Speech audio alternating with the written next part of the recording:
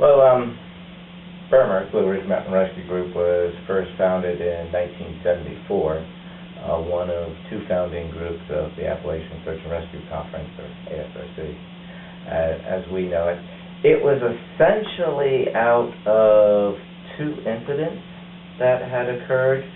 One was a caving incident where the local rescue squad had no training, and certainly back in '74 there wasn't much training to have available.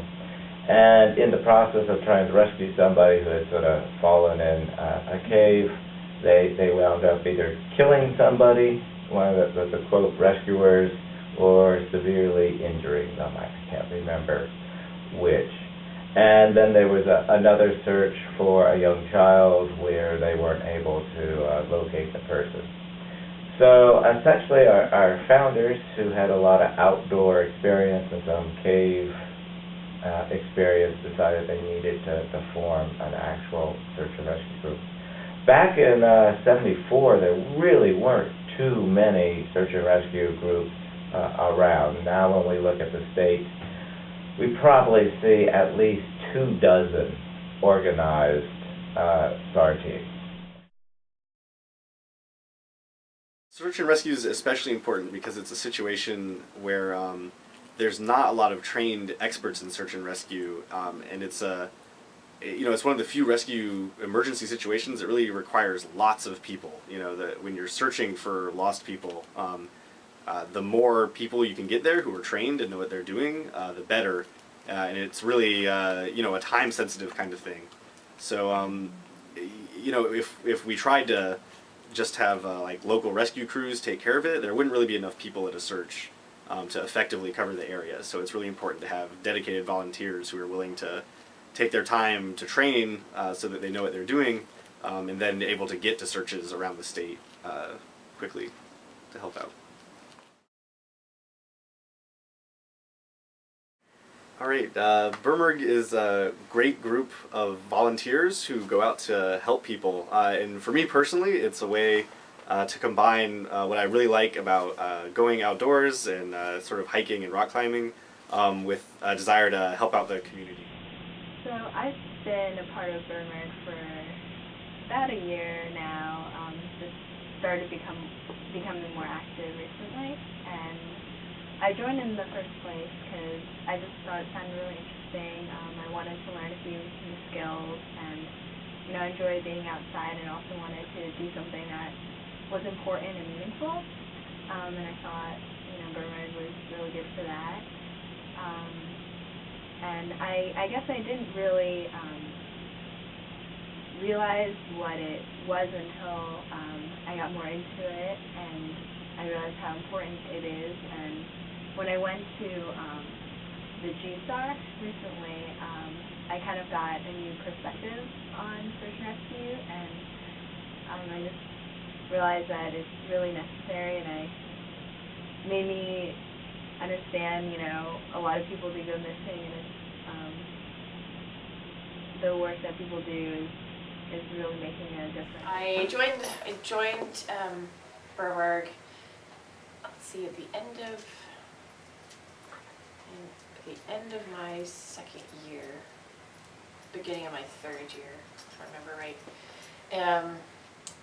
And I just sort of stumbled in. I walked by a table we used to have a fall activities fair, and I remember seeing somebody that I knew from elsewhere at the table, and I talked to him for a little while, and picked up a flyer and went to the first couple trainings, and I'd never done anything like that before, so I was a little intrigued, and then really quickly discovered that I really enjoyed the people that were there, and in a very short time frame made some really good friends.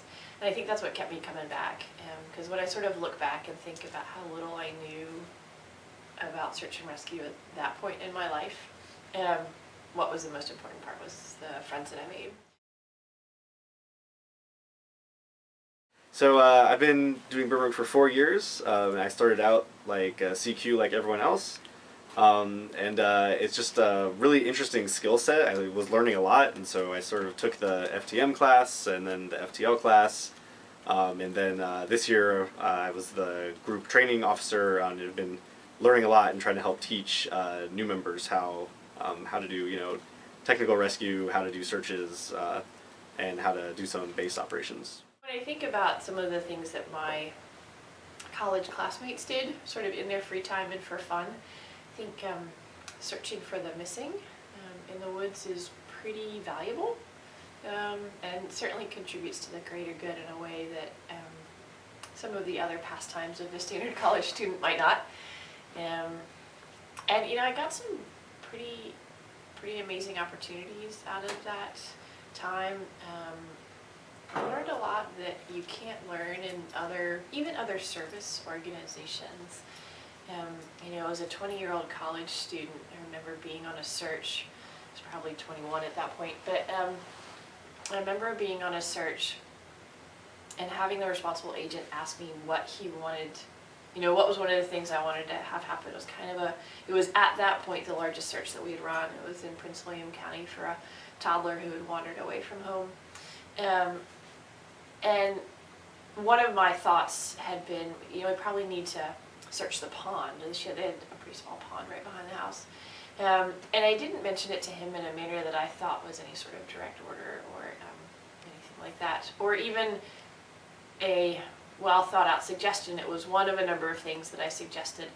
And probably about, I don't know, I won't guess, but a very short time later, turned around and he had brought an engine company over, and they were actually emptying the pond. They were pumping all the water out of the pond, and that was a really sort of remarkable moment for me when I realized that as a 20-something-year-old college student, I had made this suggestion, and somebody in a position that I thought was really powerful had listened to me.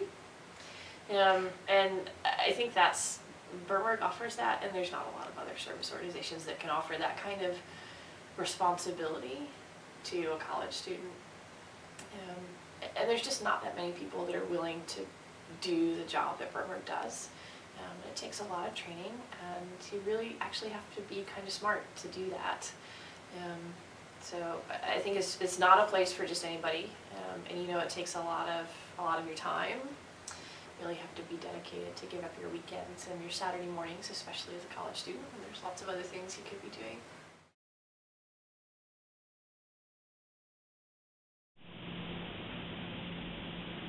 Yeah, the other great part about BRMRG is you've got a team that they're great to work with in the field and off the field, just having a good time and whatnot.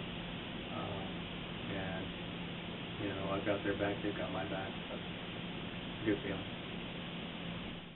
So at the beginning of my third year, I moved into the girls' half of Fontaine, and that was the B side at that point. And that really solidified for me that was my circle of friends. That was my place that I was going to be for my college years.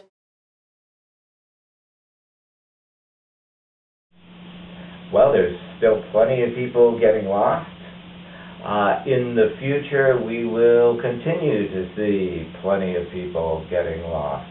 Here in Virginia, we don't look for what people classically associate with search and rescue, which is lost hikers and hunters, which are the two most common categories around the world. Although those two categories are sort of dropping a little bit because of enhanced technology, GPS, cell phones, sat phones, sort of everything's changing along those lines. But our business sort of always was that the lost kids, the dementia or Alzheimer's, now the autism, the intellectual disability, and those aren't going away anytime soon.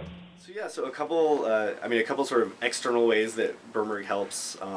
For one thing, it got me more interested into the medical side of things, so I ended up taking the EMT class, which was a really good experience. Also it teaches you a lot of leadership. You start off as sort of a new person, but as you grow and you learn more, and you eventually take the field team leader class, you really learn a little bit more about managing people, and it's actually very helpful in day-to-day life, in addition to when you're out on the search task, sort of having the mindset of how to talk to people and how to communicate effectively, and those kind of skills.